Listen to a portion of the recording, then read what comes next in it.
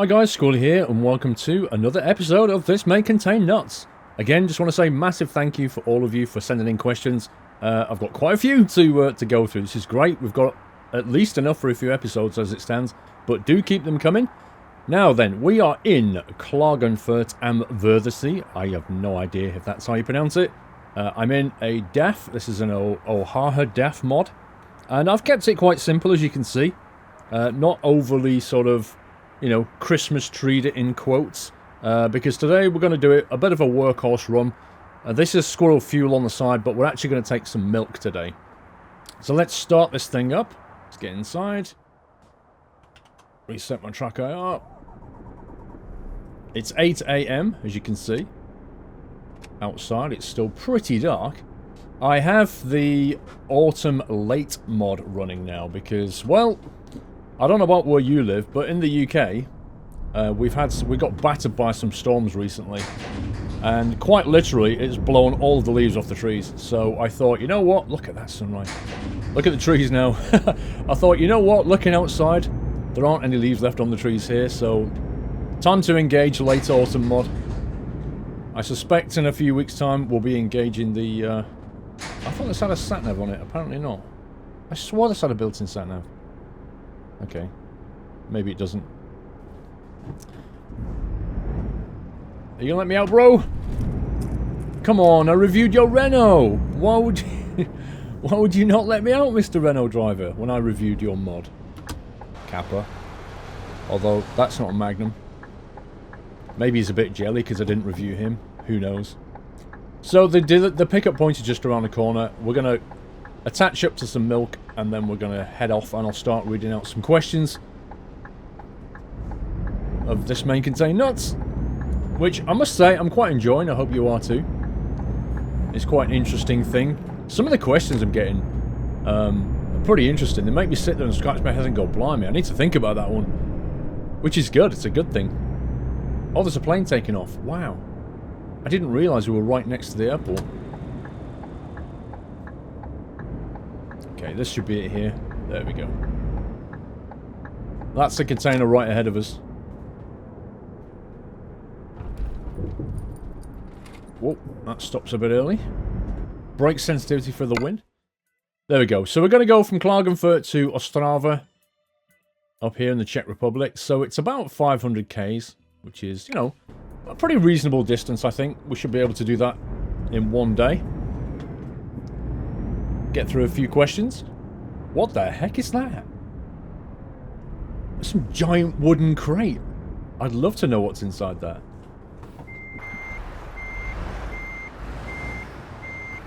Can't actually see the... There it is.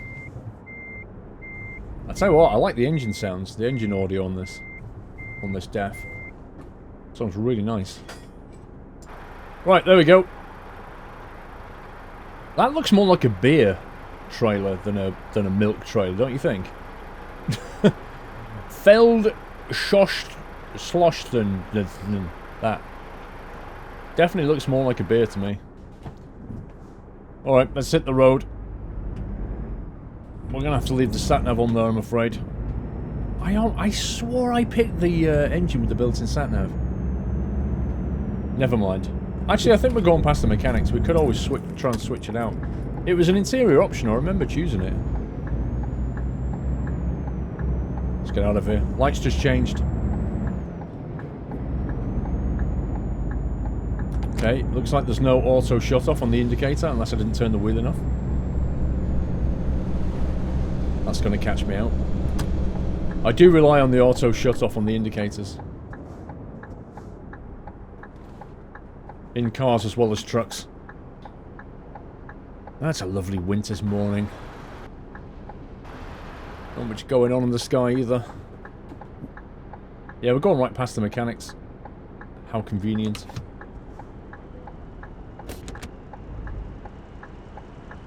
Come on. I remember when those concrete mixers were all the rage when they first came out. One of the very few animated trailers in this game. Oh, he nearly went into the back of the car because he didn't expect him to stop from me. And I must admit, neither did I.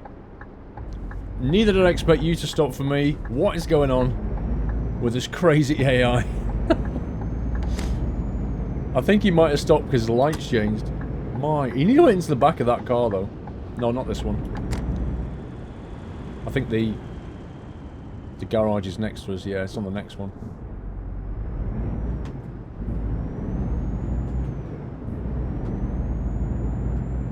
There should be a right turn here. There it is. Oh, I think what I'm going to do...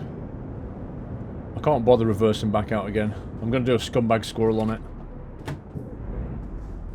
We're just going to drop the trailer there a second while I nip inside. They're not happy about that. I can hear the AI like, what are you doing, scumbag squirrel? Right, here we go. Upgrade. And if we go to interior, interior is here, or even here. Look, built-in GPS. Exclusive built-in GPS. I knew I picked that one.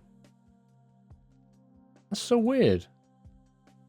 Because without the GPS, exclusive built-in GPS UK, exclusive no built-in GPS. Watch this. See? It's the built-in GPS that doesn't work. Fantastic. I wasn't going completely crazy. Okay, not to worry.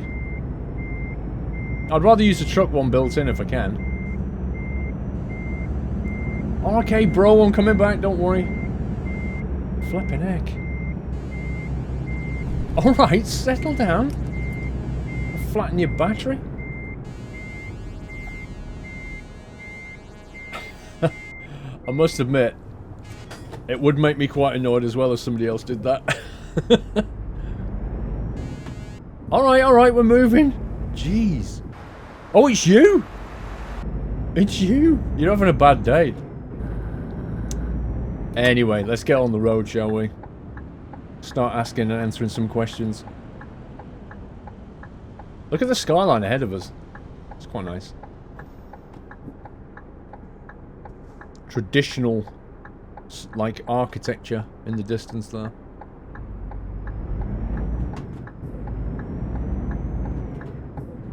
Okay, I think I'm going to go left lane. And if I'm lucky, I can time the lights right. Yeah, it doesn't switch off. Why is there no auto switch off? Oh, nice. That timing. Okay, right, first question. Comes in from Graham Reed at Grizzle342. Squirrel, do you see the future of simulator games growing in the next year or two? That's an interesting question. Do you see the future of simulator games growing in the next year or two? Well, nobody knows for certain. I'd like to think so. I think simulator games and PC gaming in general has been on the up for the last few years. PC gaming actually went through a massive slump about sort of 5 to 10 years ago, which was really sad at the time, but it's most definitely coming out of it. You know, PC sales are surging ahead. And I think, you know, simulator games are also... If you remember, like, Microsoft cancelled the whole flight sim program back in, what, 2006? That was round about the time when the slump was kicking in. PC sales were down, consoles were on the up, you know. And Microsoft made a business decision. Like, fair enough, we're going to drop this. Because there's not enough big enough market. And I think maybe now they would probably like to get back into that. And I think they're actually, you know, in some way they are getting back into the whole flight simming. But I think in general, what's happening is, you know, processing power of computers, CPUs, graphics cards is increasing massively. New consoles only come out every 5 years. PCs are constantly evolving. Like, there are new graphics cards every single year now. It's crazy.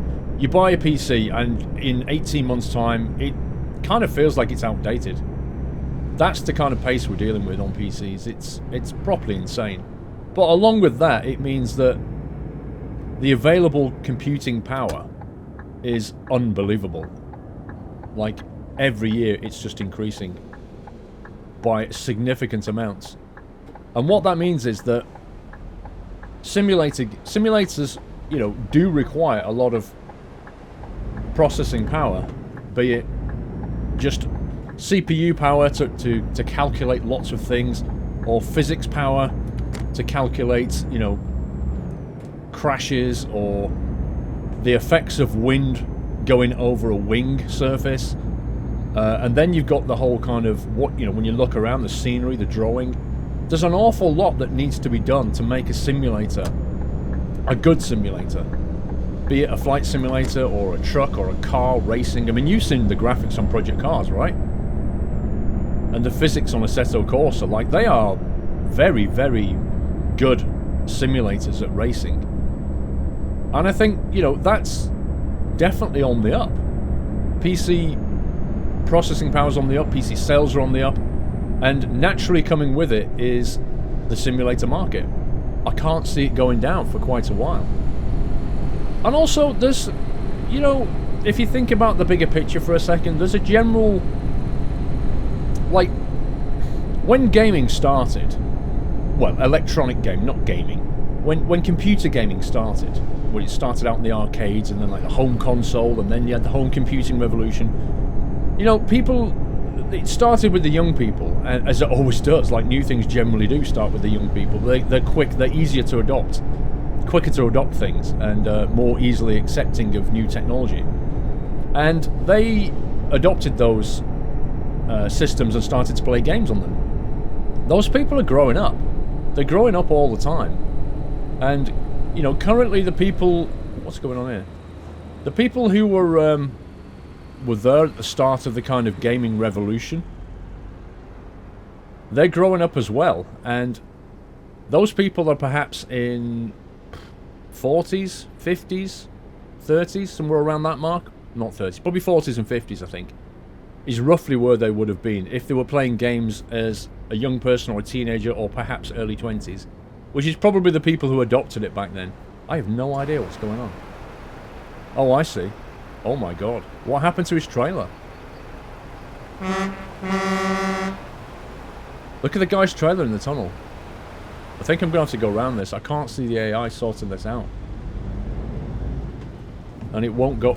Dude, stay there. It won't go away until I go away, unfortunately. So I'm going to have to do this. I can see what's happened. His trailer snapped in half. Guy's had a bad day. Oh my god. What happened to you, bro? Lady? Sis? Do we call you sis? Wow, your Iveco snapped. Your DPD Iveco. I guess that means a bunch of people are not going to get their deliveries today, right? Well, we'll see you later. Sorry I can't hang around. I don't know what happened there.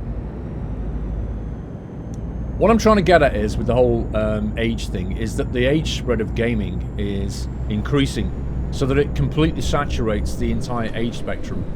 Like, at the moment, you don't see that many people gaming who are, let's say, you know, there's a drop-off from sort of 50s, 60s, 70s, 80s, 90s age range. There's a drop-off, isn't there? Because those people were not playing games when they first came out. Some of them have adopted games, and that's wonderful. I mean, there's a guy on Twitch who was called Brute Force OAP, and, you know, he was an OAP, and he played Call of Duty, and it was crazy. It was wonderful to watch. I was like, good on you, bro. But what's actually happening is, if you wait another 30 years, the entire age range of people will be filled with gamers, yeah? There won't be any kind of a sense of, aren't you a bit old for gaming? Which you currently have, because young people think that it's just for young people. And it certainly is not. And older people, like the really old people, just think it's all crazy and they don't want to get into it anyway. But what's going to happen is, as young people grow older, they're not really... Like, a lot of them will stop playing games, but a lot of them won't. A lot of them will carry on. And what that means is, you've got more older people playing games. Now, older people tend to play different games than younger people. You know, you might have young people playing Mario Kart and stuff, where when they get older, they tend not to do that. They'll look for something else. And simulators, you know, are very much used by a lot of older people. There's a number of reasons for that. Partly due to interest levels, partly due to attention span, and partly due to disposable income. You know, you need a lot of all of those things in order to play a simulator game, like particularly a flight simulator game, you know, well. And so older people tend to favour sim games. A lot of young people do, don't get me wrong, don't think I'm being ageist or anything crazy like that.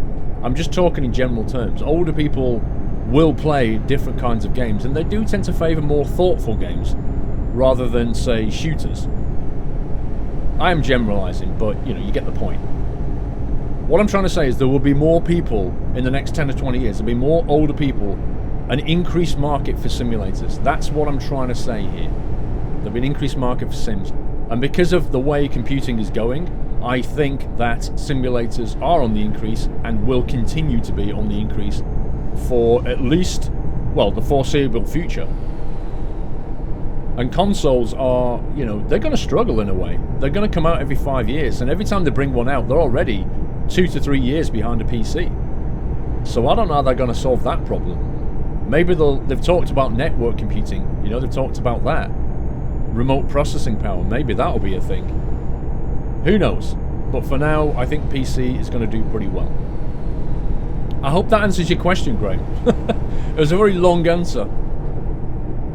Next one is from Robert McKenamin. Is that how we say your name? Robert McKenamin? At DJ Rab 1969. He says, Squirrel, mods, good or bad? Should the game not be played the way the developers developed them? The way the developers designed them to be played. P.S. Good work, buddy. Well, thank you, Rob. But what he's saying is, a mod's good for gaming. Should we play games the way the designer intended them to be played? I would answer that with, it depends. Some games should always be played the way the designer intended.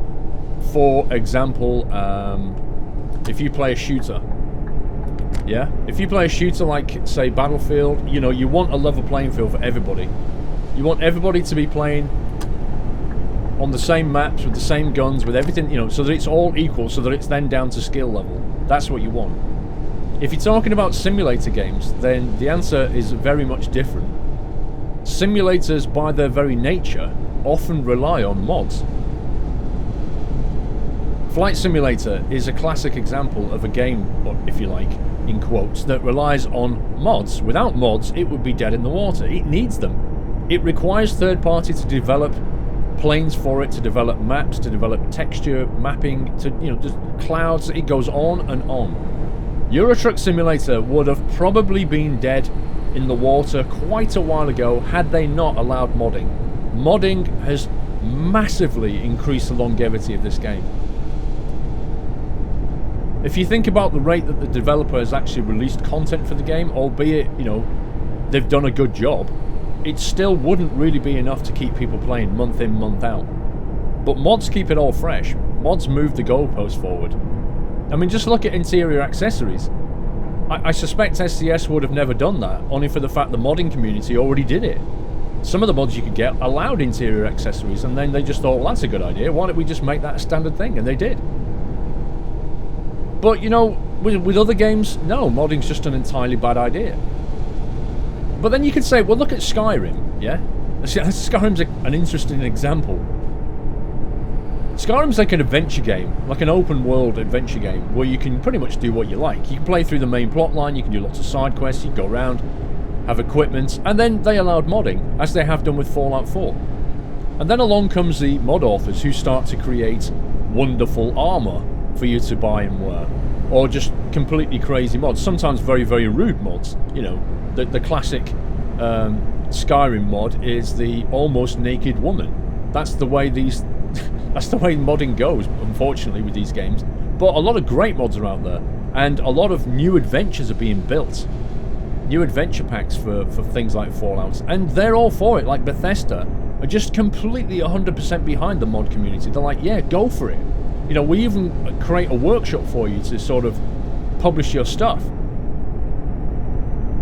And that's a wonderful thing. So some developers, some publishers actually think that modding is a good thing and they support it, whilst others would rather you not do it. So to answer your question, unfortunately, Robert, it really does depend on the game itself.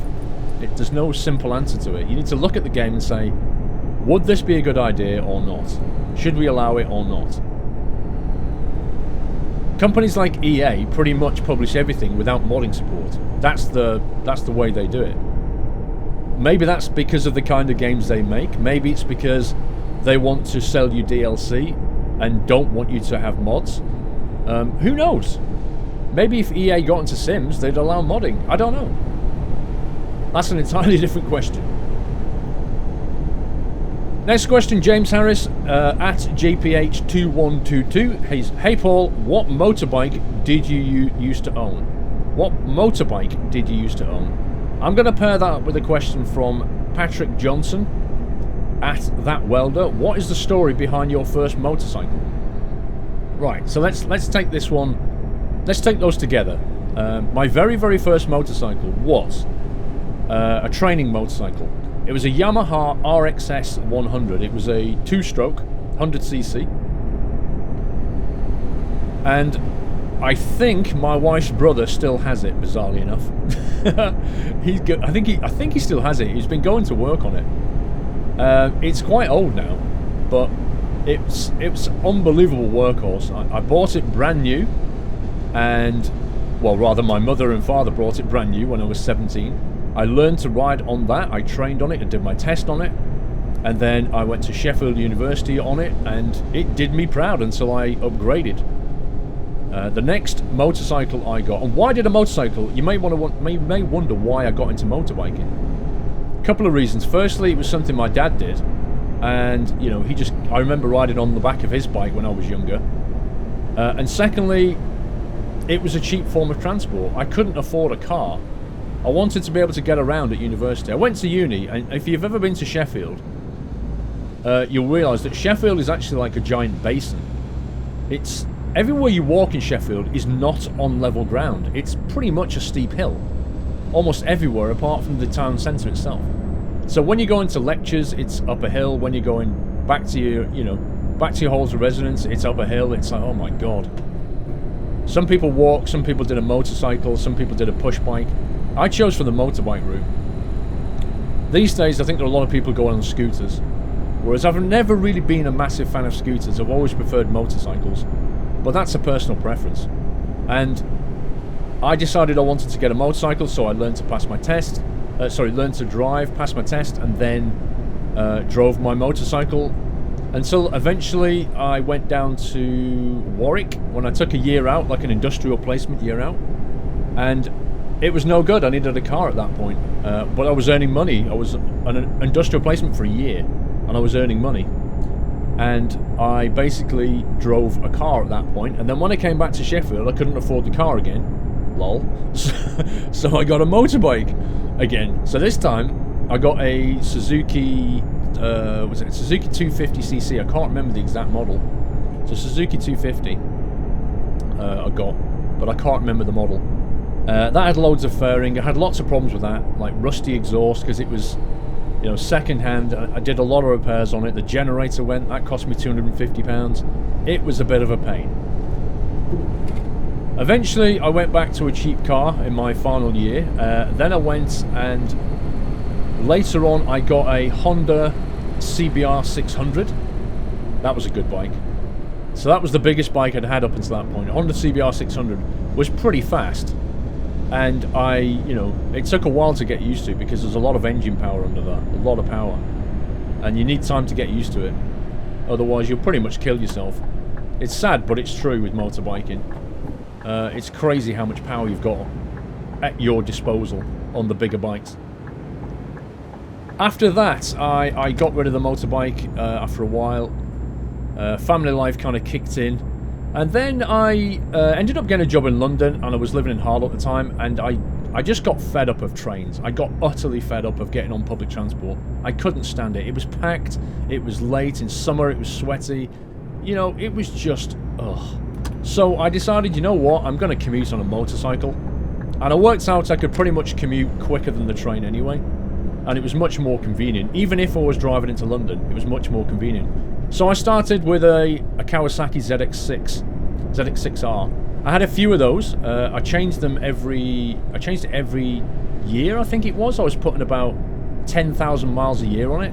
And I changed it every 12 months to get a new one, because with motorcycles, you know, once you've got a few thousand miles on the clock, people think they're done in, you know, they're old. Because motorcycles tend not to, well, sports motorcycles tend not to have many miles on the clock. They just don't, because people only take them out on a Sunday. And even only then when it's sunny. It's just the way it is.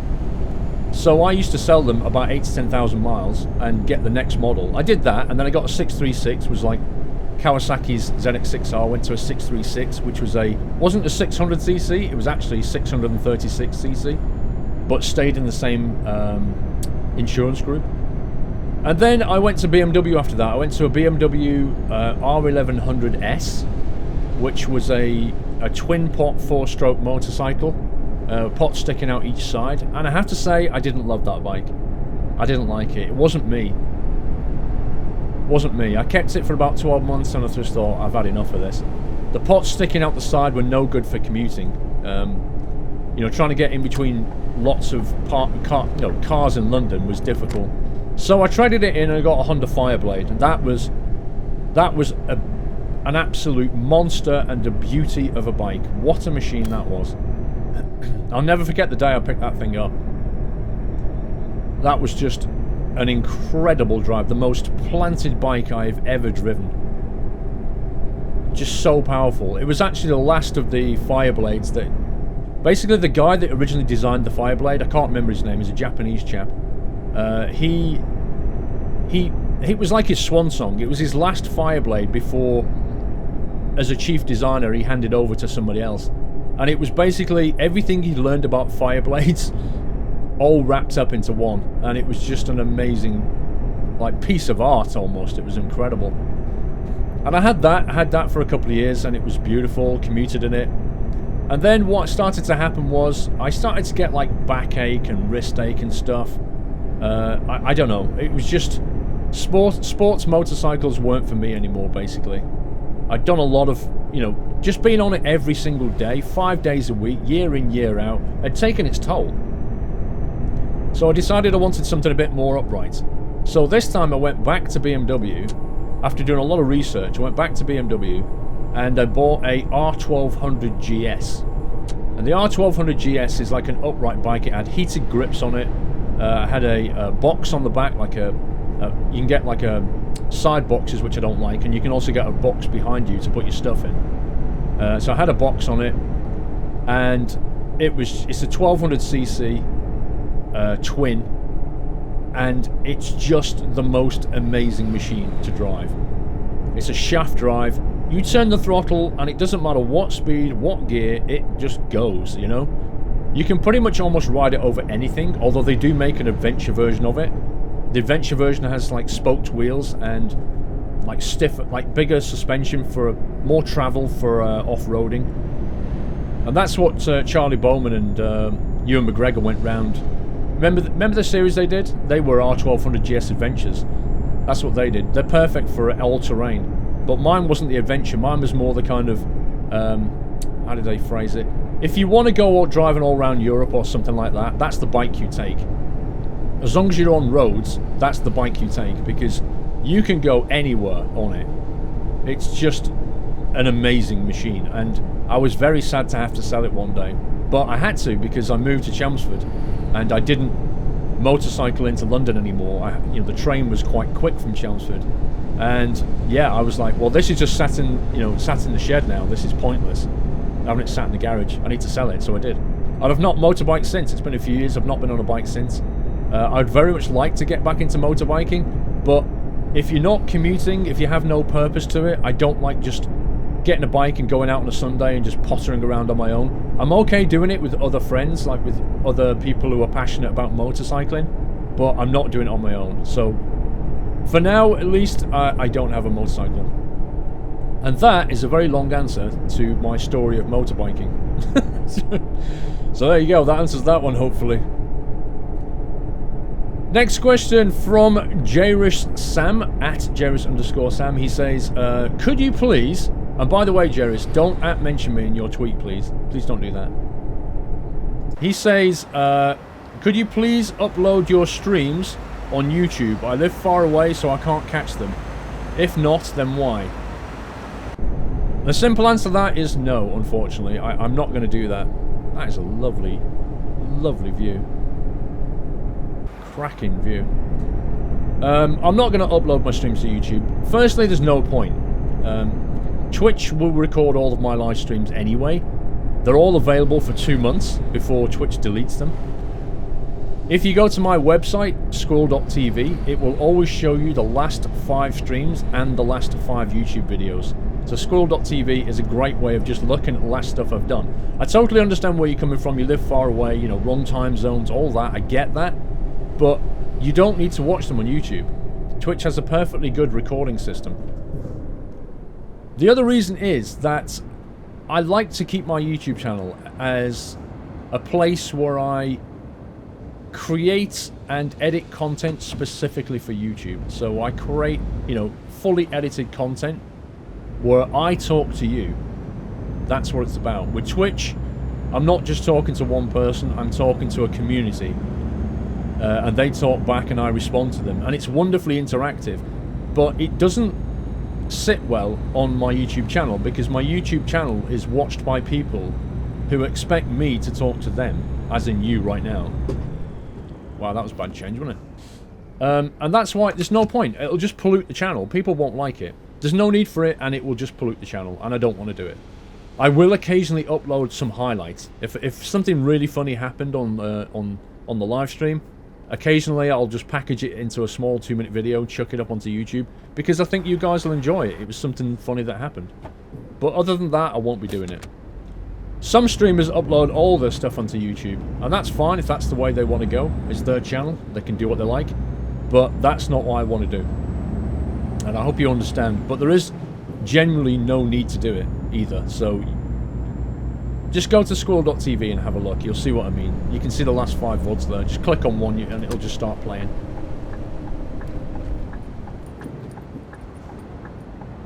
Alright, we're turning off to Brno. We've got 150k's left, so we've definitely got time for another question.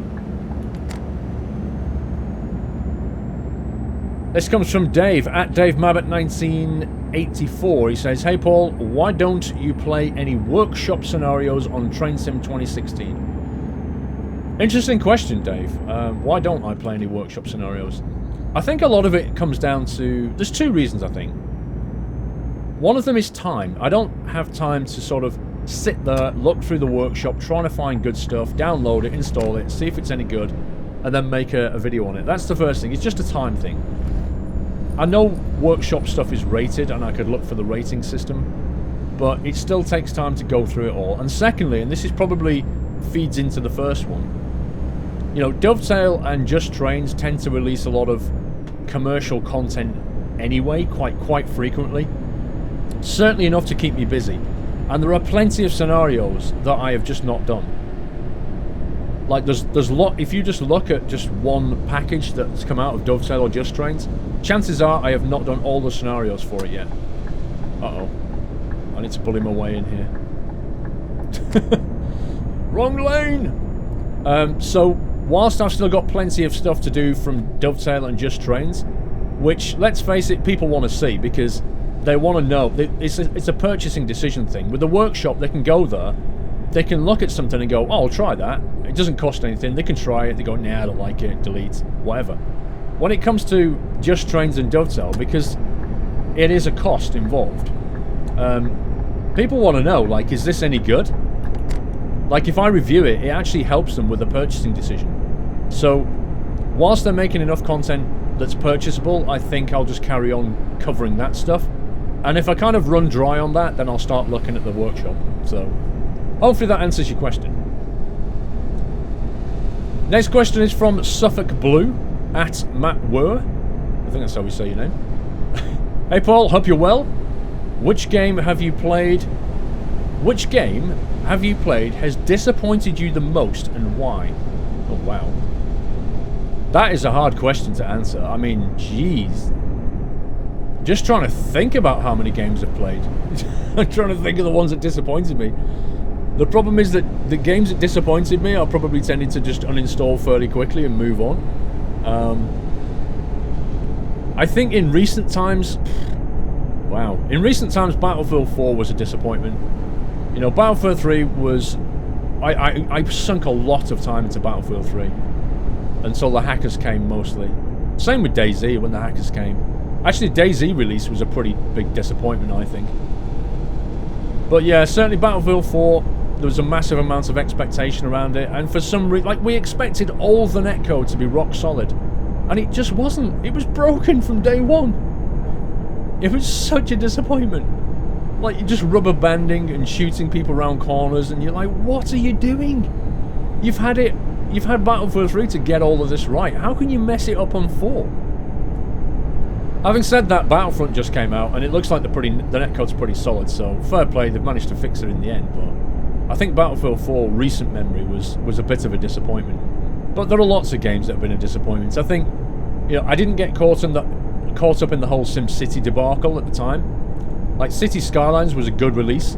SimCity, when it came out, had this kind of lock into the EA servers. You couldn't play it unless you went online and authenticated, and the EA servers just melted. They utterly melted on launch. And it was like the worst launch in living memory. It was... I mean, you talk about disappointment, blimey. So I think... But I didn't get caught up in that. I didn't bother buying SimCity, so... Yeah, but I think that... To answer your question, I think Battlefield 4 was pretty disappointing. But there are many others. What was it called? Not Shadowrun. What was that hacking game? From Ubisoft. Oh, what was the name of it? I can't think of it. Ubisoft made a game and it had such hype around it. The release looked amazing, and you would hack stuff, and basically Watch Dogs, that was it, Watch Dogs.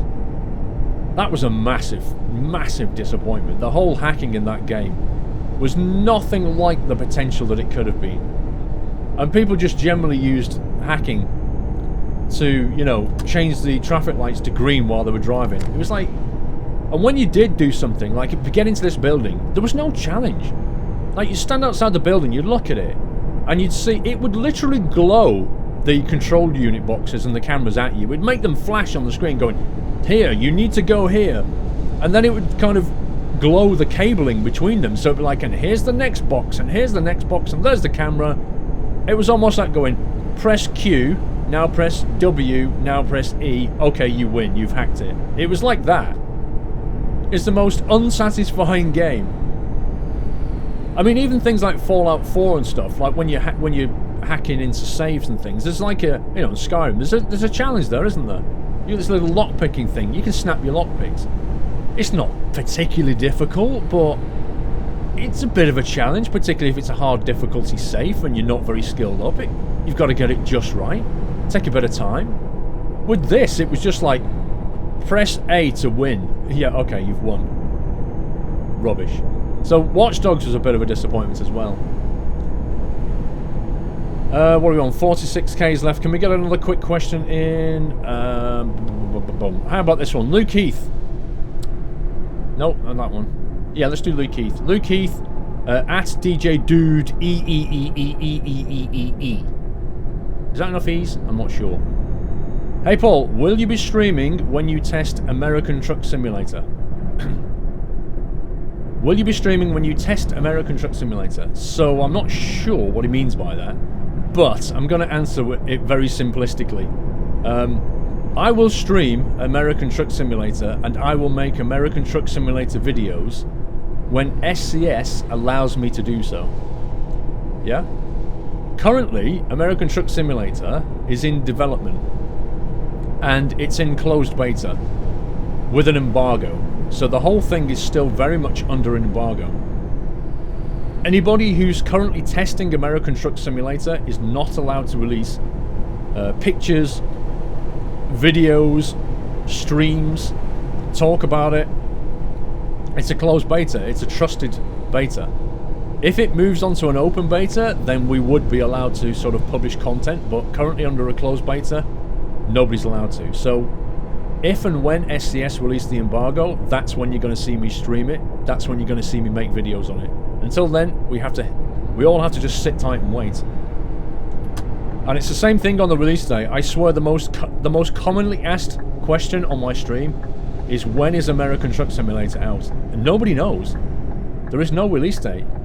Don't even think about looking at Amazon, because that's just a publisher taking a guess, trying to get your order. Don't even think about it. Unless it's on the SCS blog, or you hear Pavel say it, it doesn't happen. It doesn't mean anything. Yeah, I want to play it desperately, so do you, but nothing we can do. I think they're still polishing it at the moment, which is good. It means they're kind of on the downhill, so to speak. I don't personally think it's going to make a Christmas release date. I think Pavel hinted at it in an interview that it wouldn't. So I guess it's going to be a 2016 game, but hopefully a quarter 1 2016 game. Why are you letting me out? The AI should not do that. It's a double carriageway. You don't allow things to pull out like that. It's just insane. So yeah, I shall record and stream when I am able to, and not before. Have we got time for another quick one? Yeah, we have. Let's do Daryl Coyotes, I think. At Daryl Coyotes. Do you have any plans to do more iRacing? So, I haven't done any YouTube iRacing, which is why you guys might be going, eh? iRacing? What's that? I did stream iRacing. iRacing is basically a multiplayer racing game. It's quite a realistic kind of game, but it is chargeable every month. And you get a rating when you race, and it goes up and down, and you have to sort of earn a license to compete in different leagues and all that kind of thing. So you have to kind of earn your wings in order to race at the different levels. Now, the downside with iRacing for me is that they insist that you create your account with your real name, and your real name is then shown on the screen pretty much at all times, on the leaderboards, everything. Like, your full name is shown. Which they do for accountability purposes, basically. That's what they say. I was in touch with the iRacing team, the PR team, and they were saying, oh, we're trying to work hard so that, you know, we can accommodate you, because I don't want to show my full name to, like, hundreds of thousands of people online, thank you very much. That's okay with you. But they basically said they were going to do something about it, and then they basically didn't. They stopped responding to me and was like, yeah, whatever. So no, I won't be going back to iRacing just because of that. Just because of that. Right, we're here in Ostrava. Delivery is complete. Looks like a delivery yard. Bit of a bizarre delivery point from milk, I think. I would have expected it to be a bottling factory maybe, or something like that. Somewhere where they take all of the milk and put it into smaller units, I guess. But hey, some kind of distribution centre. Maybe it's going to go somewhere else after this. Don't know.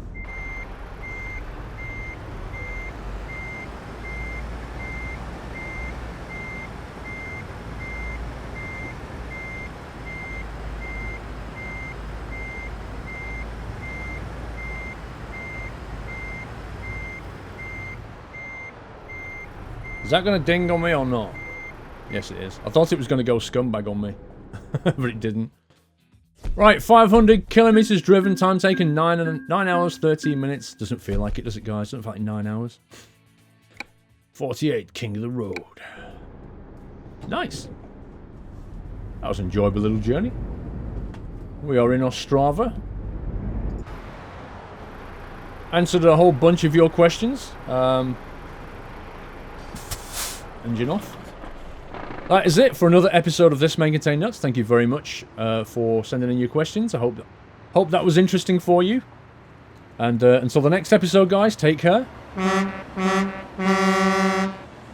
Happy trucking.